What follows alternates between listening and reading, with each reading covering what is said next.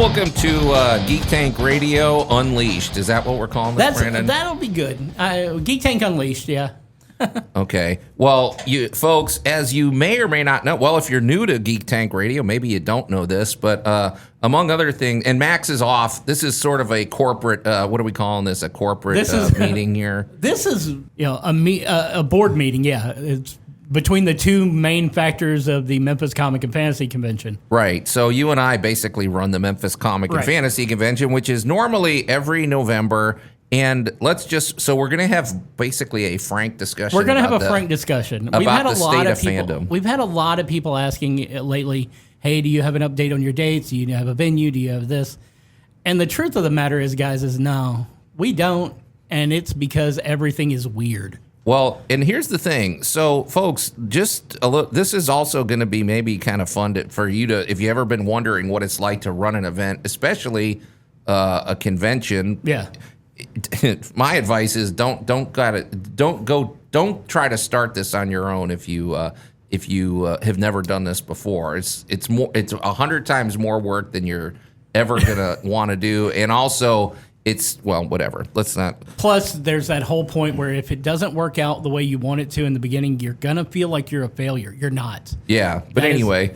So Brandon, 15 years ago when we started now 16 years ago when we started the Memphis Comic and Fantasy Convention, there was, at the time, technically, there was Mid-South Con and Shadow Con. Right. That was it. That was literally it. And we had just lost GameCon Memphis. Right. They were shutting their doors, whatever. And so we thought, okay, well, maybe the city could support another convention. Now, we knew Anime Blues was on the way, but they started a year out. They started after us.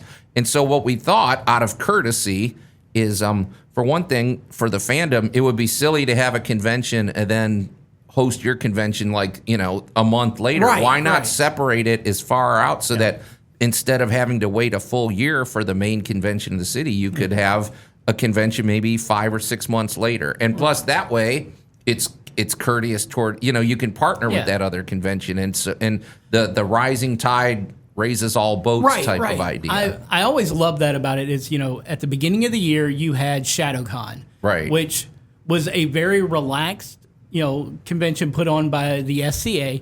And it was pretty much just a big party. And they admit it. It's an SCA drinking party. Right. It evolved from a Christmas party that I think at one point, something happened and Cliff's wife told him, it's like, nope, not at the house anymore. So they went and got a venue. Yeah. And ShadowCon's been around for a while, but the granddaddy of our cons is Mid-South Con, which has always been, right around the second or third or fourth weekend in March.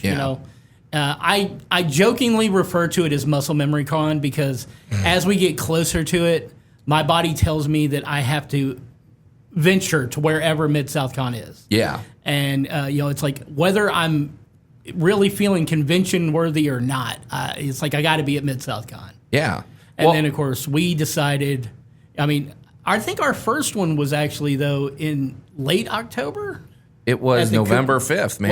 Was it really November 5th? Yeah, I thought you would remember that because we made a whole post about remember the 5th of November. Yeah. You've got to remember, though, Joe, when I first came in for MCFC to begin with, the first ever Memphis Comic and Fantasy Convention, I had been contacted by someone else who was working with you about coming in as a gaming guest and doing Debate of the Dead. Yeah.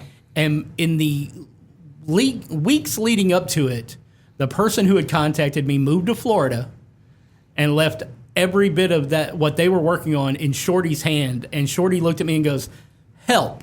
At which point, I've kind of been a behind the scenes fixture since then. Well, yeah, exactly. You were too helpful, and then you got roped into everything else, unfortunately. Right. That's the way it worked. But see, here's the thing. So, Brant, we're talking 2010, and maybe part of the conversation today is just about the state of fandom, because that was a whole different, we were, a year or so after Iron Man. Yeah. We're in the middle of a excitement with the Marvel Cinematic Universe. There were whispers of a new Star Wars trilogy coming up, and there were things that were exciting and new. Right. And positive. extremely positive. I mean, geekdom was finally being recognized as part of the mainstream. Yeah. We'd always had Batman movies and Superman movies and stuff like that. And New Line had kicked it off with Blade, and of course Fox had the X-Men movies coming in. Everything was kind of just gelling for our kind of event to, be there for the masses. Right. And, let's just say that it was not nearly as divisive amongst fandom at that time either. Yeah, we didn't have The Last Jedi out yet or anything. So, I mean, let's just be honest. Things like that change. Right. But the thing is, so we started this, and right out of the gate, one of the things that did set us apart and really kept me from just losing hope altogether was Geek 101. We thought, 101. okay, this would be a cool Geek 101 is basically, folks, if you don't know, from the very first convention, we had the idea that school field trips would be a really cool way to kick off great way to kick off the convention. For one thing, students would love it. Students would love it. You go to a convention, the teachers probably would like it because it's a unique, and you can actually learn things. Right. And the vendors are going to love it because they're selling souvenirs on a Friday morning when normally nobody's even at a convention. I mean, there were so many times that I would go through the vendor room after Geek 101 was over, but we hadn't opened the doors for the main convention yet. And, you'd have people who looked elated because they had already made back their money for the weekend. Yeah. The money they had spent on the booth, they were able to make back just from the kids who were excited about, being a part of something different. Right. And it was a lot of fun just to, walk through there. And it's like, and at the time, I just, nothing really seemed to be like what we were doing, because while yes, the kids are getting to come to the conventions, but you're also going out to the schools with Laura Johnson and later Rachel Taylor. Yeah. And y'all are doing these presentations that are showing kids you can do these things, and especially in our city where you see the standouts. I mean, our city is all about music and art. Right. And a lot of people they take for granted the artistic culture of Memphis. Yeah, which is unique, man. It's like it's easy to not realize how unique it is here. If you and live here. we're putting a spotlight on it, and we're letting kids know that this is a viable future. And you're building a future fan base for your convention. Well, I mean, it's it true. just It's made great sense to do. Geek 101 is always, I've always thought that is sort of the anchor of who we are. Though we'll get to it later on, I genuinely think that is something that's missing from what's going on in the city now. Well, not by our own choice. Not by choice. No. So here's just hopscotching through our history. So we're talking 2010. Literally, we come on. Now, I've said this many times. The first year, I had no clue what I was doing. Right. I overextended myself.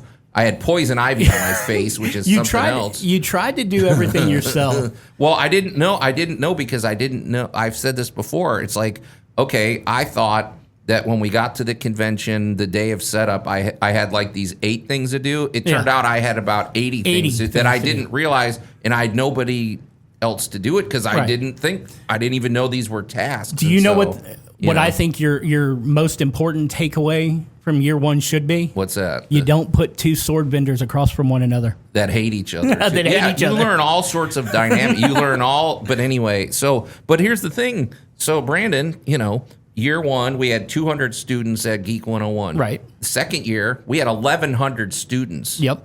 That was insane. But think of what that is. That's more than we get in attendance in some years. And that first year, we were down at the Cook Convention Center. Yeah. Which I love the Cook, but that was a mistake. But we were learning. Yeah, we didn't know. It was an expensive mistake, too. Well, I mean, that moment that the teacher went to plug in the laptop. Yeah. And somebody goes, you can't do that. Yeah. It's like, we have to charge you for that. It's like, wait, what? Right. Because we got people in there with registers and everything. It's like, oh, okay. And then the 1,100 students when we were at the University of Memphis Holiday Inn, which we actually really liked that venue, but it was too many kids.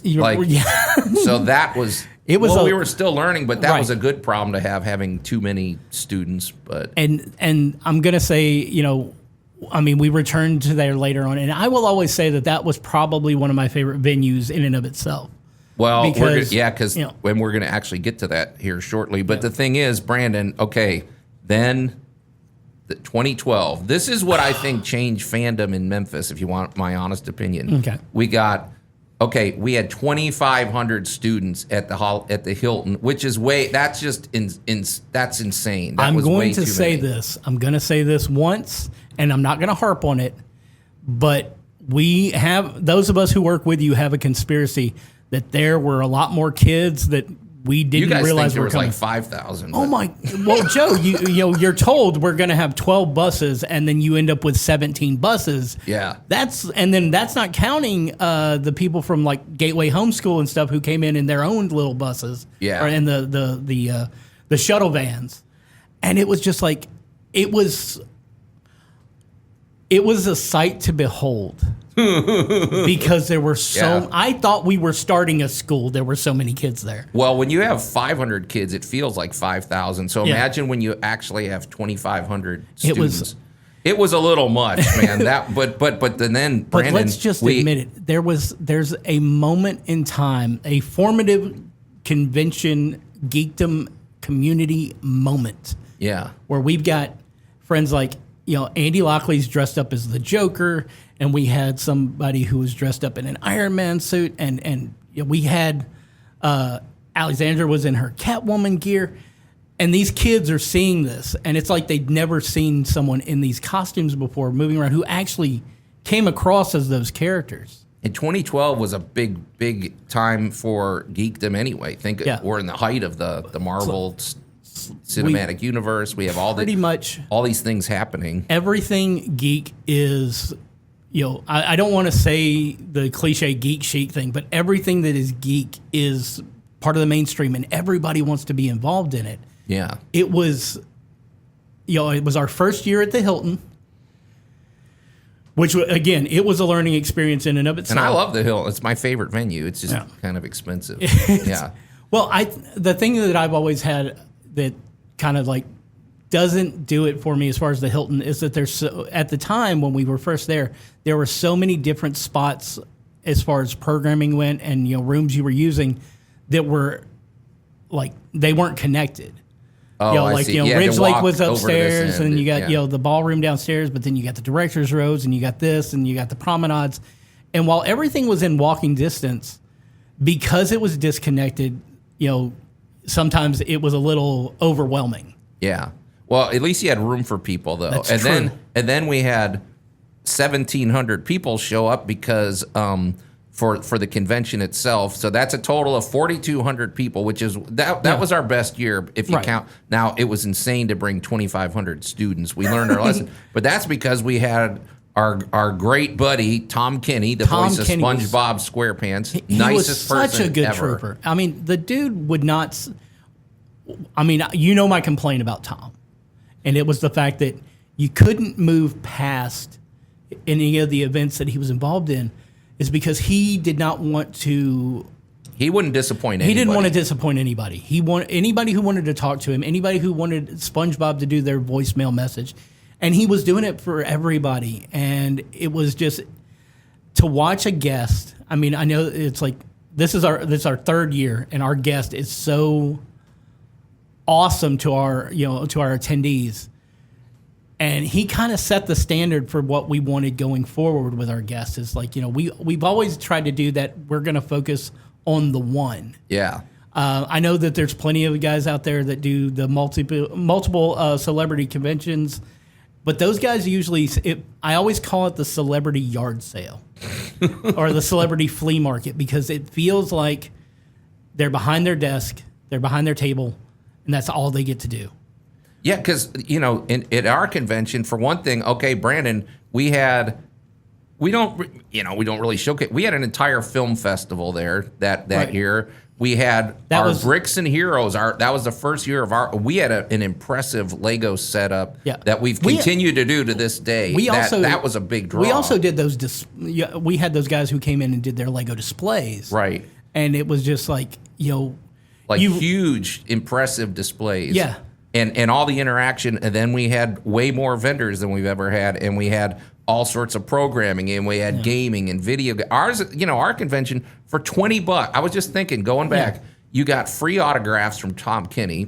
Right. Nobody does that anymore. And then you got all, 3 full days of activities. Yeah. If you bought the weekend pass, I think it was like $30 at that time. It was $25, nuts. $30, somewhere right around in there. I know that because it was insane, because there were conventions that were, just outside of our range that, for $25, you got to come in on Sunday when everybody's already gone. Yeah. Yeah. We always kept it affordable so you could bring your kids, and people were bringing their families. Yeah. And so, but Brandon, I think this is where, and I should mention something else. We talked about the Hilton, which I do love the venue, but here's the thing, Brandon, back in 2012, we had venues begging us to come. We had venues fighting over us. Which was odd to me. The Hilton sales, Monica, I love Monica. Monica was amazing. One of the nicest people ever. She was like, okay, what is it going to take to get you to come here? Yeah.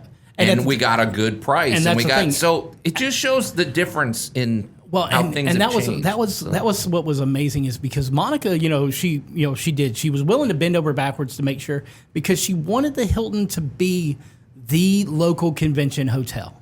Right. She was willing to do anything she could to make sure we were happy. And it wasn't just a sales line. She actually followed up. Their whole staff loved us. They were, and they've always treated us really well. And I'll say this, this past year, while it wasn't the, it wasn't the Hilton feel that I was used to. Yeah. I mean, it's still a gorgeous space, but the one thing I can say is the staff still kept up with us. Yeah. That's one thing that didn't change.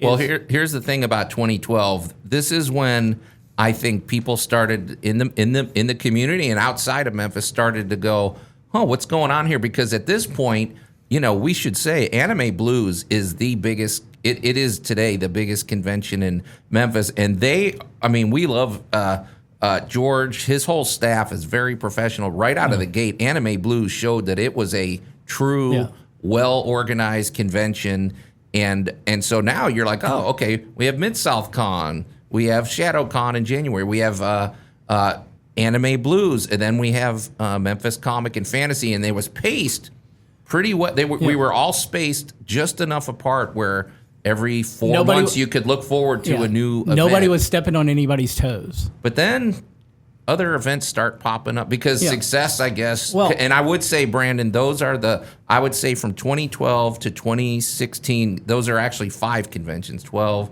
13, 14, 15, 16, that's 6. We spent 5 years at the Hilton, and I would say that was the golden years of the Memphis Comic and Fantasy. Yes. We had big attendance, lots of students with the Geek 101, and lots of really good experiences for the fans. And I want to take a step back for a minute and focus on someone outside of us, and that is Anime Blues. Yeah. What I loved about Anime Blues is that first year, George had them put together a panel that was made up of, it was Carlin Stewart from Mid-South Con. That's right. Cliff Easley from ShadowCon. Kevin Williamson and Muley, I think they were representing the Cartoonists Association because they were, doing their thing, and it was me. Yeah. And we were basically telling the anime kids, these are the other options you have, and we were working together. There was a great culture among the fan club. We were respecting each other and helping each other build their events, which is the way things should be. Because again, as you said, rising tide, lifts all boats. Carlin always said that. I have to give him credit. Well, I mean, but he's right. But he was right. It's like there was a culture to it. There were always going to be people from ShadowCon who didn't go to Mid-South Con. There were always going to be people from Mid-South Con who didn't go to Anime Blues. There were always going to be people from Anime Blues that didn't come to MCFC. But when it came down to it, the organizers, we had a respect for each other. We didn't want to step on anybody's toes. Yeah. I want to say it was 2013 when we had J. Michael Tatum. No, it's 2014. Was it 2014? 2013 we had Jess Harnell. That's right, Jess Harnell. In 2014, when we had the opportunity to bring J. Michael Tatum, who is a voice actor, a very well-known anime voice actor, Black Butler, was, I think, the Attack one that was on Titan. But I think Black Butler was the one that was really big at that time amongst American audiences. He plays Sebastian, folks. Right. Yeah. But because he was an anime voice actor, I remember you reaching out to George and saying, "Hey, I don't want to cause any issues. Is it cool if we bring him?" And of course, George was always like, "Oh yeah, that's fine." And but I did that out of respect because I'm like, George, this is we don't want to. Anime is obviously your niche. Right. But I was real frank with them, too. I said, because by this time, Anime Blues was blowing up. They were having to move to a bigger venue. And I said, the truth is, George, I would like to get some of the anime kids to show up at our right. event. And he was cool with that. And I said, and then he was really our only anime guest ever, as far as I can think of in terms of... that's not completely true, but it wasn't... But oh no, we had an anime guest our second year, but he sort of Eric Stewart. But anyway, and he was great. But then and he put on a concert. Well, you know what else? And George is no dummy. He's I'll give him credit on this. Well, we've had J. Michael Tatum there. He was happy to meet J. Michael Tatum, and he got his cell number, and he had direct access to J. Michael Tatum, and a couple years later, he was at Anime Blues at Blues Winter Remix. So it works out. So that's that cooperative spirit. It's like, okay, so it helped him and it helped us. Right. There was just, again, the it was that community together. thing. Right. And Anime Blues, which was another January convention, but it was a one-day event. Remix. It was a one-day event. And the thing about ShadowCon being in January and Anime Blues Remix being in January, they didn't really cross the streams, so to speak. Because there was a couple years where they were the same day, but they're not the same fan base at all. So it doesn't really mix it up too bad. And I'm not sure. I would have to have someone actually, verify this and confirm this for me. But I want to say that at least it may have been the first one or might have been the second year when they coincided. George let people who had bought tickets to ShadowCon come to Remix for free. Yeah. Yep, exactly. So I mean that's just the culture that we were living in. But then and like we said, in that time there were a couple of other events that came in, they were out of towners, you could say. And they came in and let's just be frank, it was not a successful event. I remember going to one event that was downtown Memphis, and it had kind of that celebrity thing, like you said. It was one of these it was more of an expo, and nobody showed up, and it was not successful at all. And I have to wonder. Well, and wasn't it set right around Mid-South Con too? I thought it was. Like nobody came in and said, "Hey, we'd like to work with you." It was a spring-based convention, but it was people who were looking at it was kind of sandwiched. It was closer to Mid-South Con than it was to Anime Blues, but it was kind of sandwiched between the two of them. And it was, I mean, we're just going to be completely honest. It was a cash grab. Yeah. Well, and they didn't grab much cash either, so unfortunately. But here's the thing, Brandon. Okay, so then in the year 2016. We get. I guess we're just going to be very honest in this recording. We had new management at the Hilton, right? And we had always been very welcome there. We had kind of negotiated a pretty affordable price for ourselves, and the new people decided that what they wanted is instead of a weekend convention of geeks, because at that point Mid-South Con was there, so they had two pretty established conventions. But they wanted weddings and they wanted other parties and things like that, and they didn't make us feel welcome. And the prices went up, and it was just not sustainable. And we had to leave. The person who was in charge of sales at the time had been brought in from regional because I'm gonna be frank on this one. Yeah, our presence had helped make them profitable. What do you mean by that? More so than Mid-South Con and us. We would do the weekends, but then there was also church groups who were coming in on Sundays, and there was a moment where they brought, they sent her in to kind of streamline things and keep people, and she realized that she could make more off of a church banquet on a Thursday night or a Wednesday night than she could on my little convention or Mid-South Con, who was actually spending more money than we were at the time. Yeah. across a full weekend. Well, And, you know, food and Mid-South- beverage you know, is a big thing, folks. Right. If you organize an event, you should know that. I mean, it can be like $250 a plate, things Yeah. like that. Well, obviously the money, and if it's a mean, 5-hour event versus an all weekend event, and how many why they booked and how that. many years while we were at the Hilton already did we have to wait until late on Thursday night to set up? Right. Because Ducks Unlimited was having their dinner there. Well, that's another thing. It takes us almost a full day to set up because I mean you're talking like almost 100 vendor booths and all of the other And we activities, have to have everything, Lego and everything else. We had to have everything prepped, ready, and perfectly lined up before Geek 101 came in as early as 9, 10 in the morning. Right. So suffice it to say, Brandon, we had to move, and it was hard. It was hard to move because we got really used to the home. But the truth is, a lot of the other staff that was really good with us, they were gone too. Right. I mean, So it was a whole new culture they transferred over there. out of there. I mean, you know, we had a lot of really good folks that we worked with, and you know, we would get to see them again, but it was just it. I think what was really, I mean, it was like a family.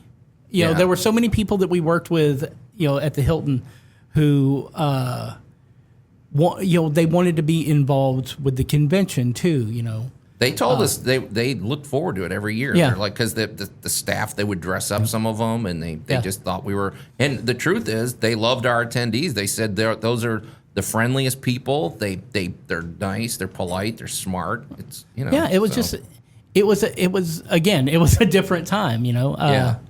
But also, Brandon, we should say at this point, we're talking 2016.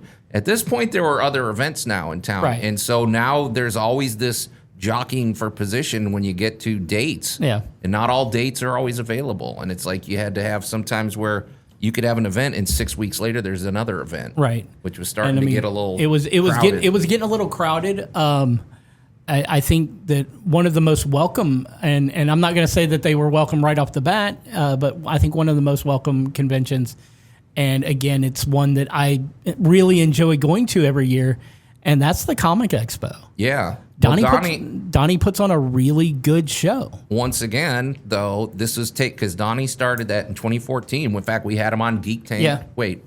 We had him on Geek Tank the second year after it was his second year because we didn't start Geek Tank till 2015. But he talked to me and he said, once again, kind of like the way I contacted Mid-South Con back when they were, you know, the only game in town. Yeah. And he said, well, you know, we're going to go more geared towards making this like an original comic convention where it's really just about comic books. And I'm like, okay, well, that doesn't really compete with us. But it was nice of him to ask, you know, and to try to schedule it, you know, a little bit apart from us. So. That's one of the things I and to this day I still love about the Comic Expo was the fact that they as far as guests went, they brought in, you know, comic artists and writers, and I mean, now, you know, in the later years, they had voice actors too, but there was something about the idea that I got to ask, like Scott Snyder, who would win in a fight between Batman and two Batmans, right? Which is a ridiculously dumb question, but well, it's sort of philosophical because then you're like, now you're getting me wondering, two might be a disadvantage. Exactly. Who's going to? How would they team up? How right. would they? Yeah. Anyway. But yeah, and he did stick with basically comics has always been their focus. Right. So, yeah. And they went into the Agri Center and just like filled it. And it's like it was it was its own animal, and it was just I really enjoyed attending it, whether I was there as just someone who was buying a ticket or if I was doing promotions. Right. Yeah. So, but anyway, so for us though, we're moving. We went to the Guest House at Graceland for a couple years, which is a gorgeous venue. Right. There were a few things that I learned as far as logistics went, and that was while working there. And we, I think we had a really good couple of years there. As far as of course, you're going to take that hit that first year that you move any venue. Yeah. Because you're going to have folks who are like, I don't know if I want to go over there, but I learned a lot about Shelby County Health Department. Okay. Well, the thing is, Yeah. every venue has its advantage and Yeah. disadvantage. They have that beautiful theater. Graceland is probably the safest place in Memphis, Yeah. although some people might say, well, it's a little bit of a rougher neighborhood, Well, but it really, and there's that- more security That there was than that was something else that I learned. Yeah. Like I said, I learned about how filtration systems and everything worked from one end, but the other thing I learned about was the fact that within a 3 to 4 block radius around Graceland, you don't. There's not a whole lot of crime. You get a little farther in, and it changes like day and night. But it's I remember making the joke to somebody and getting yelled at for making this joke. I'm going to make it now, and I'm probably going to get comments underneath it. I was like, "There's only 2 major types of crime around there, and it's either domestic or drug related. So don't go into anybody's house and try and steal their drugs." There you go. And Okay. I got yelled at for that, but it's like I love the way, the guys. Joel from EPE was also involved in NECA, so we got to right. give away that Deadpool statue while we were there. Yeah, the owner of the guest, he's like a billionaire. He owns Right. NECA Collectibles. He donated a life-size Deadpool statue that I want to say it's like a resin statue, but I want to say that thing was worth close to $2,000. Yeah, he donated that to Right. us, and we gave it off as a raffle. And then he that sent, was pretty cool. He sent one of their head sculptors to go down and do demonstrations, and he did a workshop. Yeah, he was very supportive of us. Yeah. So, but and we can't say much more about why we moved. There was something legally that we need to leave out of this. But Brandon, Something came up, and when it came down to it, I don't hold anything against EPE when it comes down to it, because they did. Elvis Presley Enterprises treated us like guests, like family. It was so good. But I want to say this too. So maybe I should have mentioned this at the very beginning. But folks, okay, when I came up with the idea of starting the convention, Brandon, I work as a building contractor. Right. I'm not rolling it. I'm not a millionaire. No. I don't have. And literally, the Memphis Comic and Fantasy Convention from year to year is always. It's whatever I can afford it to be. Right. If it doesn't make some sort of tiny profit, we can't do it again. Right. That's just the reality. I already made an agreement with my wife. I'm not going to take out a second mortgage to do this. So we have to be able to pay our bills. So that's why when we make these decisions, folks, it's literally because this is what we can afford to do. Yeah. So when we had to move venues and when we had to do things, and so we had to move venues a couple times. But Brandon, I really think COVID changed a lot, but also I don't know that the world has gone. I just don't think the world has recovered since COVID, leading up to COVID, we were.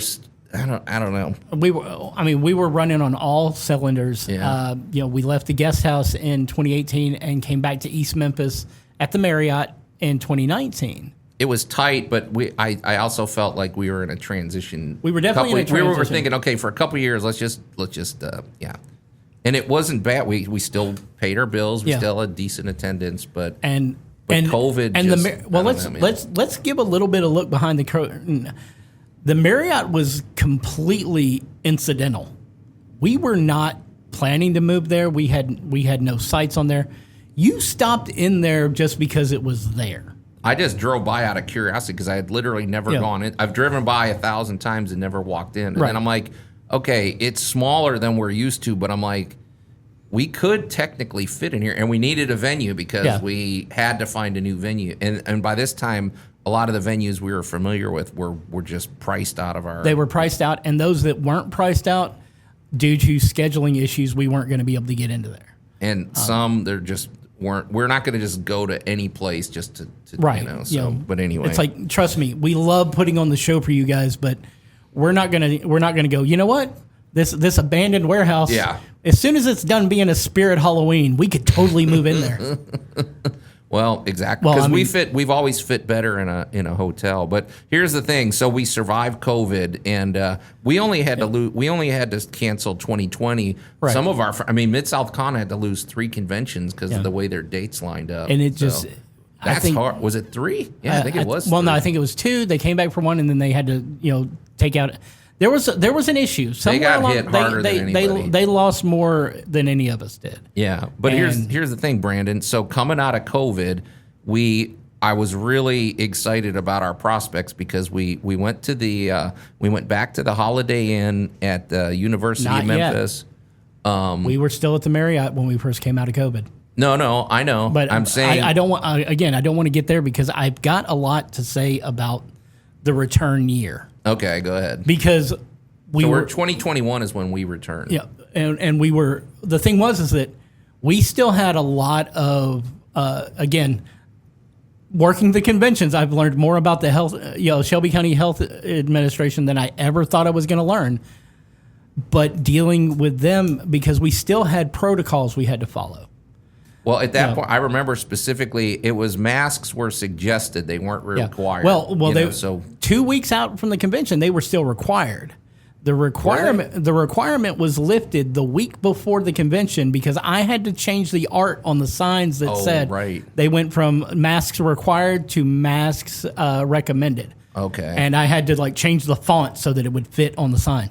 Yeah, that's right. And then plus that, I should say all of this affected Geek 101 because here's the other thing going on simultaneously with this, Brandon, is that Geek 101, in 20 as late as 2018, we had 700 students at Geek 101, which was a good. Moving into the Marriott, we had less space, so we had to condense it down. Didn't we do the first year at the Marriott offsite? I want to say that you did it. Oh, you're right. We did do it offsite, and I think we had 450 something because we had to do. Yeah, we actually did it at Elvis Presley's. That year when we did that was our last year at the guest house. You were at one of the schools. We were at Elvis the first year. I remember now that you're saying it was like 2018. We did Geek 101 there at Graceland. It was the new exhibit space where they do it was cool. They had a space exhibit and everything. It was right, great. But that was the year that we had to do the Friday setup at the guest house, and that's why we couldn't do Geek 101 there because they had the March of Dimes the night before. No, I remember. Trust me. So it's 2019. I was going to say Geek 101. Trust me, I got into fights with people on your behalf because you were doing Geek 101 and you weren't there to save people. No, I know. Okay, whatever. So, but basically, it's getting squirrely at this point. And so the other thing is, some of the teachers apparently. See, Brandon, there's all these things behind the scenes I wish people understood that it's the weirdest thing. Like you get one thing fixed and then something else happens. Right. Well, some of the most loyal teachers, for one thing, teachers transfer a lot. You might have a teacher at one school, they come every year with the students, and then she moves, and now you have no contact at that school anymore. Well, apparently, somewhere in this year, there were some incidents on field trips where suddenly principals were just saying, we're not doing field trips anymore. Yeah. Like there was some whatever that they're like, we're not taking the risk. We're not doing this. So suddenly now Geek 101 is under threat because of the policies of Shelby County Schools. So which, let's just be honest. Shelby County school policies, they were altered enough as it was because of COVID. Yeah. We couldn't go to the schools and do the field trips anymore. Yeah. The way that you used to. Right. And and of course, there were some incidents at which point, the principals shut it down because I remember there was a teacher that, had been one of our biggest cheerleaders throughout the whole time. Yeah. I remember when she contacted you and let you know that even though they had all signed up, it was all shut down now. Yeah, and we find this stuff out like weeks before after you've paid for venues and after you've done things. So, but the other thing too, Brandon, and I'm not gonna. I think we just have to. We're being brutally honest in this recording. Okay, by 2019 and we're talking by 2018, the fandom was starting to fracture. I mean, I'm sorry. Let's just be honest. The Last Jedi. Stop bringing up the Last Jedi because it ain't got nothing to do with that. It has to do with is a lot. I'm sorry. It's not the Last Jedi that did it. What did it was that people realized they could monetize outrage, because those same people who hated The Last Jedi, as soon as The Rise of Skywalker came out, The Last Jedi was a masterpiece. Why would you do this? They're the same people that have been grifting off of us, but it started creating, and I'm not the guy who's going to say, YouTube, you suck, because I love YouTube. No, I was going to say that's exactly right. But it was because we were starting to see it when, we just after the first Avengers movie is when we were starting to see this is how it should have ended, and oh my God, this plot hole, and oh my God, over this, and it was just getting to the point where geeks wanted to fight. Well, and also you used the word, that's what I was going to get at. You could monetize, you could have a channel all about how much you hate The Last Jedi and how much Rian Johnson is the worst person in the world and all that. And honestly, I felt that way for about a month, and then I got over it. Like, I mean, I hated the movie. He still brings it up, I hated what they did to people. Luke's. No, but it was a pivotal moment, not just because suddenly you had this division, but I think it's like you said, we have channels to this day that's where they started. Yeah. They started after The Last it's Jedi. like, and it started to change the positive, vibes in fandom. I'm sorry. I think it did. Oh, no, it totally did. But it you can't put it on that, because it was more along the lines of the guys who found a way to take advantage of the fact. Because that's what I'm saying. We're saying the same thing, Brandon. No. Yeah. I'm saying that it started before then, though, because they were already starting to do, and I'll put a lot of it on CinemaSins. And they can come after me all day long. You know what? That's a fight that'll get me more followers. Yeah. But you had these guys who their whole point was, and I think we've still got it with like the Snyder Bros, who to this day, if a James Gunn DC movie's coming out, they're like, well, this was better. It's like, I don't understand. I'm a geek. I'm a huge nerd. I've watched all these movies. I can find enjoyment in some of the dumbest movies out there, except Terminator Genesis, which I'm still apologizing for. But when it comes down to it, I can't understand anyone who makes their entire personality about fighting about a franchise that's dead. Right. But again, that's neither here nor there. Come spend money and fight with me on that. I'm fine with that. Anyway, but also we start seeing that fracture in the conventions.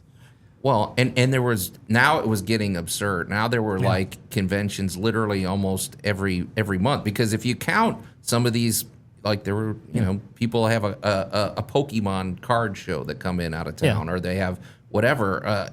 Well, there's only so much that fans can afford to do, right? And at some point, it starts to get really crowded, and then things get diluted, and everybody was, I remember jockeying for position on dates and things. And what's really bad is, it's like, and we've seen it several times recently, where somebody will announce their date, and you find out, so and so who's just 50 miles up the road already has that date, and a good chunk of your local artists or vendors are already set for that show. Well, that's a good point. It doesn't mean just Memphis. If you have a convention in Jackson or somewhere, well then, and in fairness, I will say, I'll give a shout out to our buddy Austin. He's cooperative. He's pretty good about working with us. Right. I mean, we've had a good dialogue with him, but it does start to get a little much dicey when there's not. I mean, and I remember, because we're on these websites where.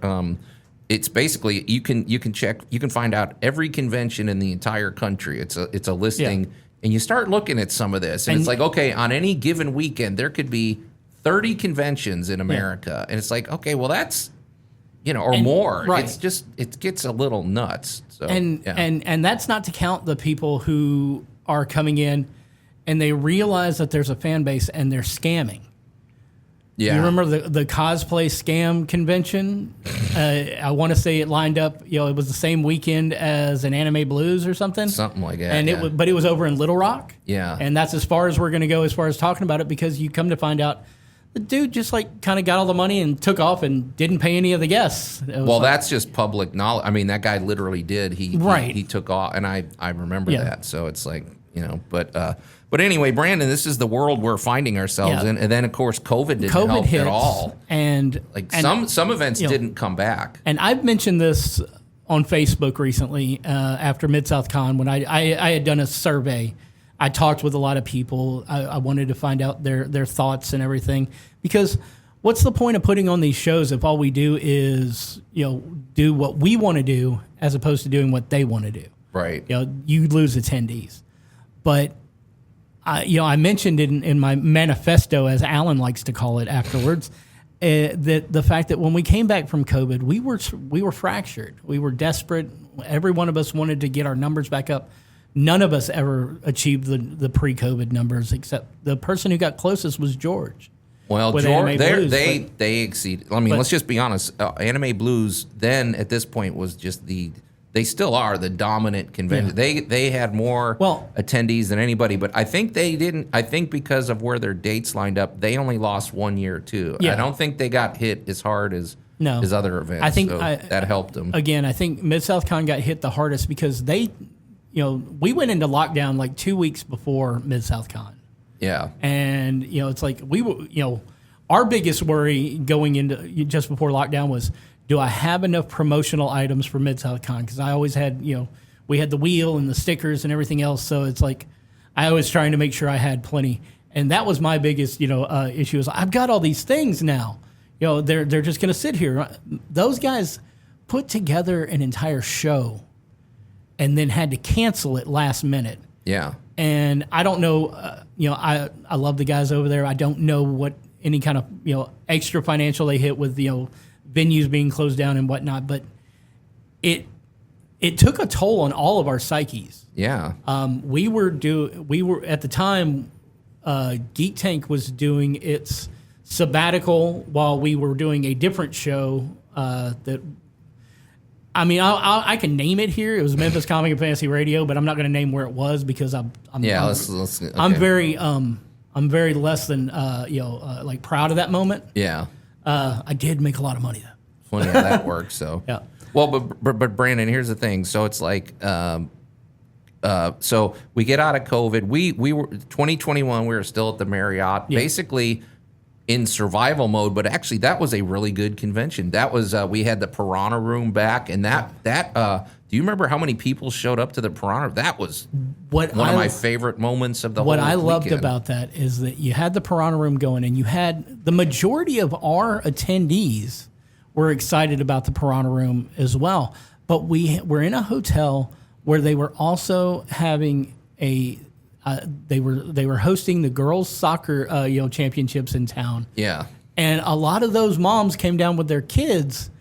And, we were doing that, $5 a head to, just come to the Piranha Room without having a lot of them, I just let them in. Yeah. Well, that's because you're too good a person. 10 o'clock at night. I'm like, just come on in. I'm a mercenary. I want my $5. Yeah.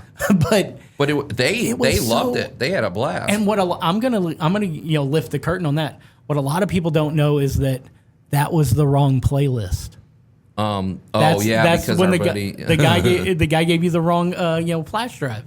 And he left it in Mississippi. Didn't have time to come back. Well, we did fudge it a little, but Brandon, so then we were starting to get some wind at our back, like we're getting some momentum, and we went over and went to the Holiday Inn at the University of Memphis and talked to them, and because they have a lot more space, and that's getting into a venue that's much more our size. It's in East Memphis. It's a safe place. I mean, they have security. It's connected to the university, and it was nice because coming out of COVID, they were interested in events like ours. So I negotiated a multi-year, let's just say I negotiated a really affordable price, and everybody there was very friendly. And the general manager, remember, he was so excited about us being there. Michael. And so we were set, and we had 3 years at the, we were going to have 3 years. We had 2 solid years at the Holiday Inn, and I really felt like we're back. I'm like, I can afford this. We have room for the things we want to do. People seem to like the security. They like that it's in East Memphis again. And then here comes 2025, when we're all excited about our 3rd year there. Well, and we get into the spring. Getting prepared because we're celebrating our 15th MCFC. Yeah. Yeah. But what a lot of people don't realize is it's technically our 16th convention because we did the Memphis Gaming Expo. That's true. Yeah. But But Brandon, all of a sudden, we get the I get an email, or I can't even remember how I learned about it. All right, here's how it went down. I worked for we're talking 2025 in like May. I at the time, and still to this day, I have I get an email because of the fact that I am I'm part of the staff. I'm part of the security force at the the university. I get an email saying that the Holiday Inn will be closing down July 3rd to start renovations. Right. So that wasn't closing down. As far as we saw it, was like, well, maybe they'll be finished with the renovations by November. So maybe this will be a great thing for us. And what was fun is that, we were being told one thing by our rep, and we were being told something else by the staff. Well, but the truth is they didn't get all the information, so they didn't know. They were told us what they knew. The staff, members of the staff that I was speaking with had said that they're going to be shut down long enough that they still didn't know what would be the ultimate thing.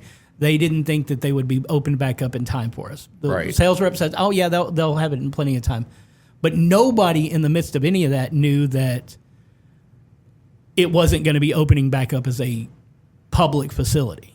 Yeah. As far as we knew, the question on our minds was like, oh man, this might be exciting. We might have a fully renovated hotel by November. Right. But now the risk was, what if they don't finish the renovations? But then pretty soon we learned, no, this venue is going to be closing up permanently. Like for us, for our needs. So folks, we're in May 2025. We've already sold almost all of our vendor booths. Yeah. We're already booked. We've already spent money on promoting all of these. And you know how that is, Brandon. It's like the confusion that causes. And now suddenly we have to find another venue or refund all the money, which, whatever. I should say, I just want to say one thing though, Brandon, because one thing I'm proud of, you talked about the way we treat our vendors. Yeah. Financially, I'll just give you a little peek behind the curtain, folks. Financially, I wasn't going to have to refund that much. The reason is because I've always appreciated the fact, because I'm a vendor myself, how hard it is for vendors. They have to sometimes pay for booths like 8 or 9 months in advance, and they're out that money, and they don't make that money back. So what I would do with our vendors is I said, just reserve your booth, and you don't have to pay until like August or something. So I hadn't really collected that much money. So I wasn't financially going to be out. I think I was going to be out like $1,500. It was not that much. So... But mostly it was I didn't want to disappoint people, and I'm like, you can't just, I don't know. Yeah. Imagine it was a challenge, and it's like now we have literally days to find a new venue. Yep. And it was a real scramble because at this point every venue is expensive. Right. And I'm going to go ahead and let you know that during our hectic scrambling to try and put on a convention, we also lost about half of our staff to them moving away, these people moving away. They had a new job in Colorado. So, and then Alyssa, of course, she moved to Philly to branch out and get out of the city for a while. Yep. And it was like, all right, well, here's we're I think we were down to, we only had, not counting security, we had 6 staffers. Yeah. And everybody's kind of like running around with, like chickens with their heads cut. Oh, what are we gonna do? What are we gonna do? And I am like, I don't know. Yeah. Well, it was one of these where I think we would have been fully justified in canceling and just saying, look, we'll come back next year. Yeah. But I hate doing that. And plus, it was our 15-year anniversary. Right. And I'm like, the thing is, folks, you can't just close up an event and then magically make it come back. People lose momentum and you lose... it just it doesn't always work out that way. And we had seen enough conventions fold and never come back. Right. And so we had to scramble. We were, and plus a lot of dates, they're not going to be available. When you're talking, I need an event only 6 months away. Those venues are going to be booked. Yeah. So. And it just it came down to it. We were able to get a day. Yeah. November 1st. That was the closest we could get to our actual venue date without going into the middle of December. Yeah, it was that date. Yeah, I think we had Halloween weekend, not the whole weekend, but and then someplace late December. Like, what are you going to do there? That's not right. Not going to work. So yeah, so we went back to the Hilton, which is our favorite. It's our favorite. It's your favorite venue. It's my favorite, but boy, folks, it is expensive. And basically, we were spending. I'll just we're not giving numbers, but basically, Brandon, for a one-day event, we were spending double what the entire weekend was going to cost us at the Holiday Inn. Yeah. Because I'm like, I don't want to disappoint people, and I don't want to miss our 15-year anniversary. And I do love the venue. I'm sorry, I've got fond memories of it. But I don't have anything. It just started to add up. I didn't have anything against the venue until you get in there and start setting up, and you find out that there are certain things that you've got going on in certain places that are going to require something. And why is this not available now? Yeah. It's right there. But Brandon, and it wasn't even something that they could have said, well, we need to tack on an extra, $100 here or an extra $200 there. These were things that just didn't work. Right. And we made them. We got workarounds.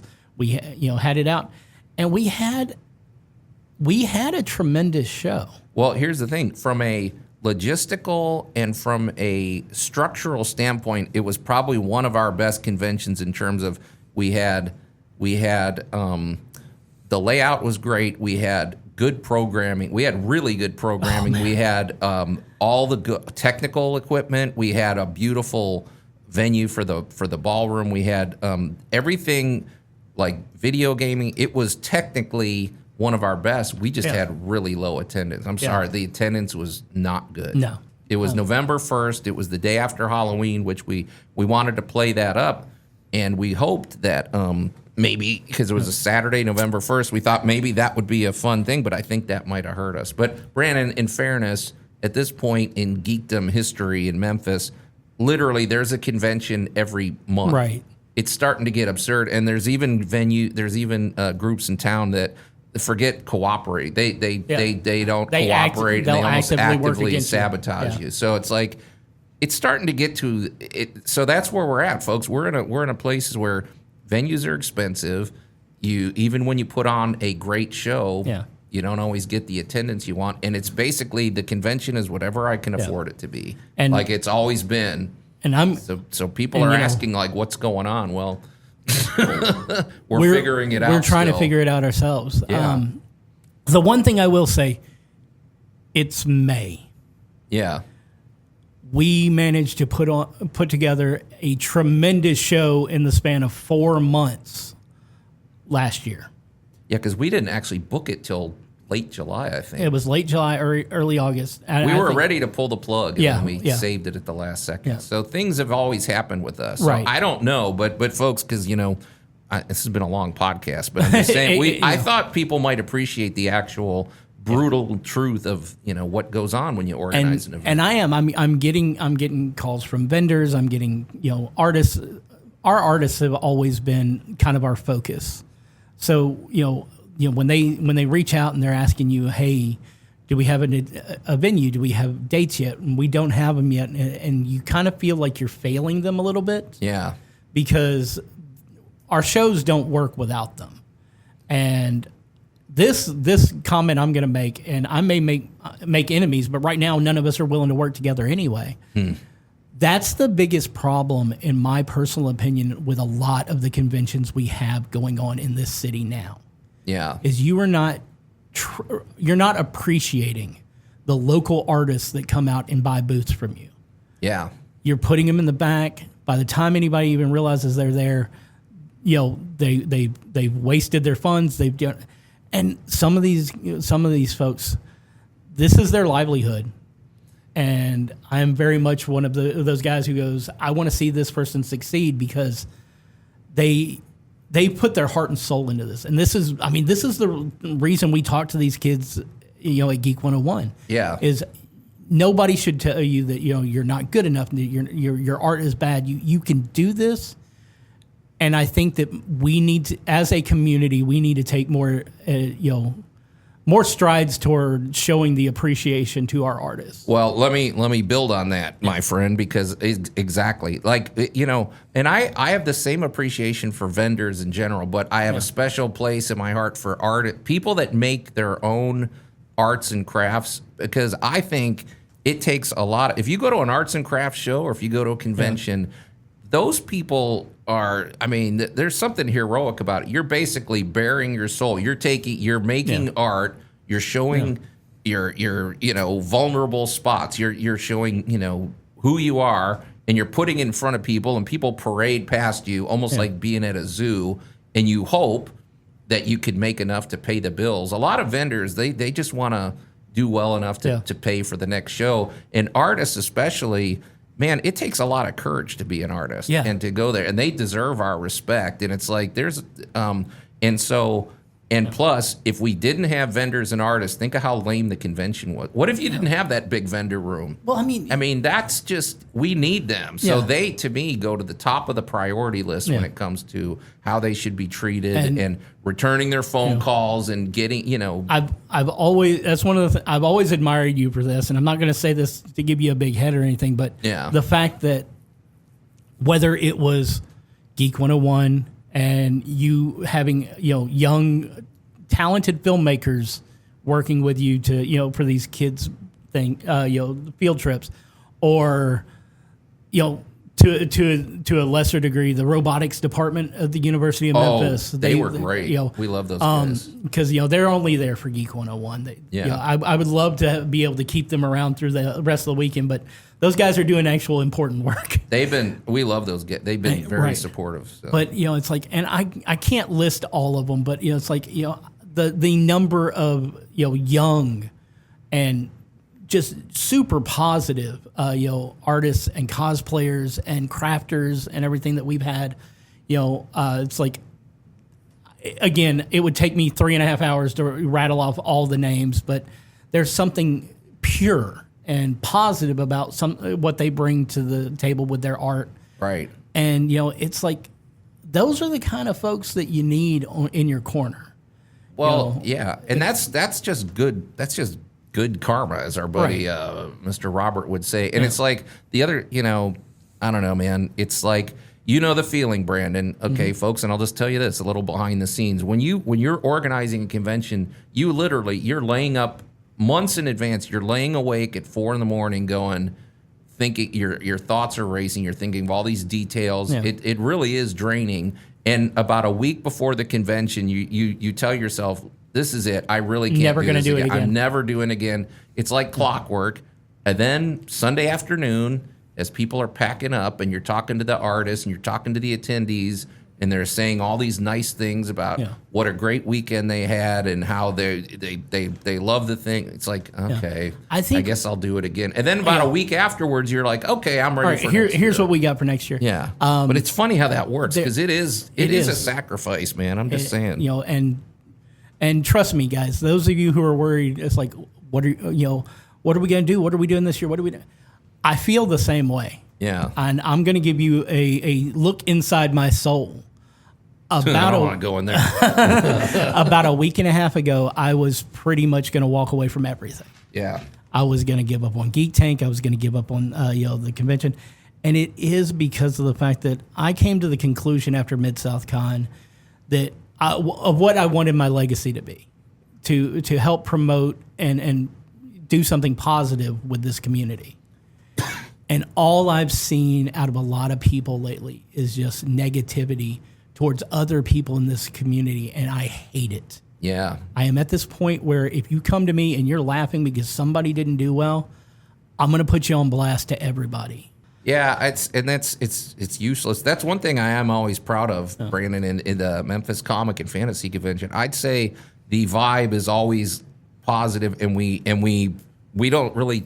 We've had people with negative. They bring negativity to the convention, and they're not back the next year. We don't want them back. It's like I don't. It's have, like sorry, you're not welcome. So guys, if you want to be involved with us going forward, you gotta find that positivity somewhere.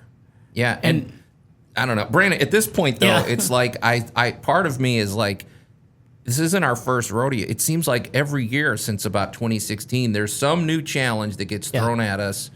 So I don't even really panic. I just think, okay, well, I'm going to sit back and see what the universe is going to throw at us. And, and folks, we don't really know what's happening, but I think you should know that there's one thing about the Memphis Comic and Fantasy Convention. It really is sincere.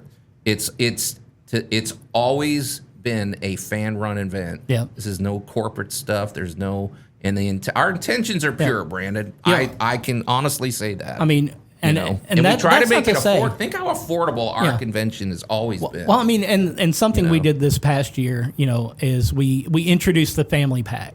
Yeah. It's like, and bring a whole family for like $50. Yeah. And it's like, and we've been very, I'm not going to say generous because that sounds like I'm boasting, but we've always made sure that there's a way for folks who really just want to be a part of it can get involved with us. Yeah. And whether it be our random acts of art or when we were doing all the stuff with Mr. Robert, God rest his soul. We built a community, and that's one of the main reasons why I've been so worried about not having a home or a date yet. Yeah, is the fact that when you have folks who are like, whatever happens, just know I'll be there. If you need anything from me, you just let me know, and that just shows that we have built that community, or we have become a part of a community that may have already been there, but we found our people, and I think we need to work towards building that community back up across the board. I'm just not sure how we're going to do it yet. You know what you're making me think of, Brandon. Okay, let's. I always like when I get that hamster wheel. Well, going. you're just because here's the thing. Okay, imagine the Memphis Comic and Fantasy Convention attendees and all of us organizers as okay. What if this is a once a year family vacation? Well, this year we went to the Hilton, and then next year we're at the Marriott, and next year, some vacations are going to be better than others, right? But there's still something we look forward to, and these are still people we bond with. And so it occurred to me, our convention's been sort of unconventional since the beginning. Right. No, I don't think literally there is another convention in the country that does Geek 101 or field trips like we've had. Yeah. The live cartoon, the Piranha Room. There's so many things we do that nobody else does. Yeah. And so what has been our motto for quite a while? Yeah, embrace change. Yeah, so maybe that's why I'm not panicking, or that's why. So somewhere something's going to work out here, and it might look different than the last year. Yeah, it probably will. Well, I don't think we're going back to the hill. So it probably will look different, folks. But but the community is what counts. I got to look into buying IKEA. Yeah. But Brandon, I think that's where maybe that's a good place to leave it. Basically, that's what it is. We're proud of the friends and the family that we've put together, and we love you guys. This is something to be proud of. I've always been proud of our attendees and the vibe that we give off at the convention. So I'm not religious. I'm not spiritual. I'm pretty much a science. You say that. I'm pretty much a science guy. But if it came down to it, the only way to say it is I feel blessed to be a part of it. Yeah. Yeah, no, I mean, this is good. This is the stuff we need for humanity. Yeah. So folks, but I thought this was a pretty good idea, Brandon. This was your idea. Let's have a frank, just because let's face it, you and I are both getting bombarded with emails and texts and things of like, hey, what are the dates and whatever. Well, the world is also pretty weird right now. So that's a nice way of putting it. I just look at how the world has changed since we started this thing. And where we're at now. So, but somehow we always survive. Yeah, we always make it out. So let's just have the positive vibes. But Brandon, I think at this point it needs to be a little more interactive too. We're open to a lot of ideas. So how do you want them to get in touch with us? Guys, if you need to get a hold of us, I'm going to tell you to just go ahead and message me through Facebook or Threads or Instagram or anything like that. You'll be able to find me, Brandon ZK Olmstead on Facebook. If you want to go through the Memphis Comic and Fantasy channels, MemphIsCFC@gmail.com or through any of the social medias. Sorry, Brandon. Yeah. Don't go through our website. I mean, you can look at the website. We're in the middle of redoing the website. We've had technical issues. I'm changing. I'm going to be about honest. The website. We had a host, and they did not update as the other stuff from the website, and now it looks like we've been hacked by a Russian spy, or we're selling drugs out of Mexico. I don't know what it is. We're changing hosting. Yeah, we're getting a new host. But anyway, those MemPHIS at Gmail or any of the ways Brandon just said would be good. So, and share. Hey, folks, we need. We never pitched this, Brandon. Yeah. If you're listening on Spotify or wherever you're listening, just, like and share. We need those 5-star reviews for Geek Tank. All that stuff actually helps the convention as well, because Geek Tank Radio is interlinked with the Memphis Comic and Fantasy Convention. It's true. So, anyway, but Brandon, this has been a long episode, man. And I think hey, we laid out some frank truth with everybody, and I hope you all appreciate where we're at.